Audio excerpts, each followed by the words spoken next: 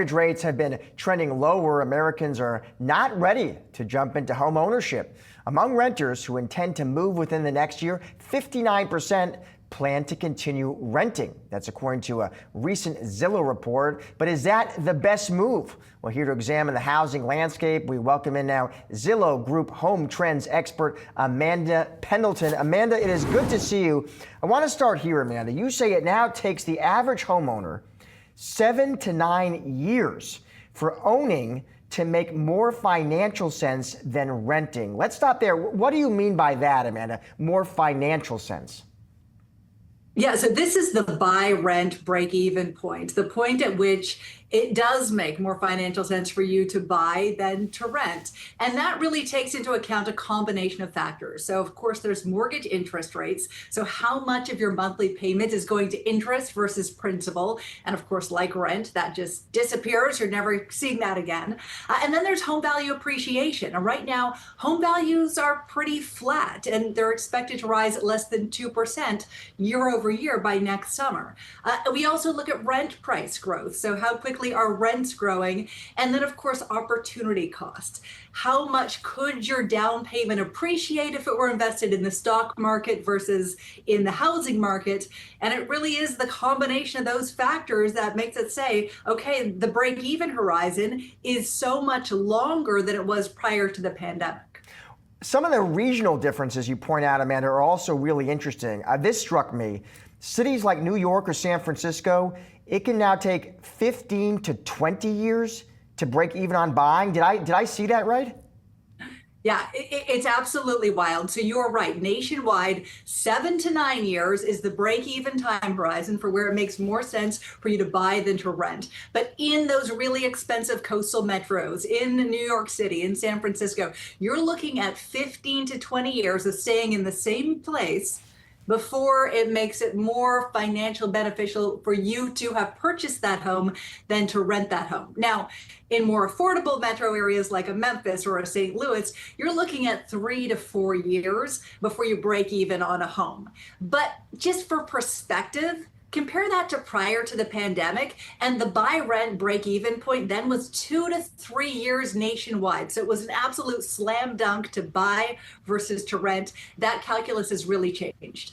So you would argue, Amanda, correct me if I have this wrong, that renting then right now could be, rather than sort of a temporary step to eventual home ownership, are you arguing it could be actually a smart, long-term financial option for viewers who are watching this?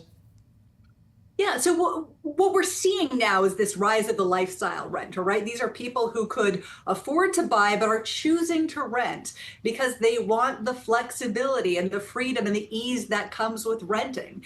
Look, I think the decision to rent or buy is really personal, and it does come down to two things. It's who you are and it's how long do you plan to stay somewhere? And the who you are question is that lifestyle question. Do you value flexibility? Do you not want to have to do yard work every single weekend? Or do you want that backyard garden and you want a menagerie of animals, right? Those lifestyle choices are going to be as, if not more important than the financial questions right now.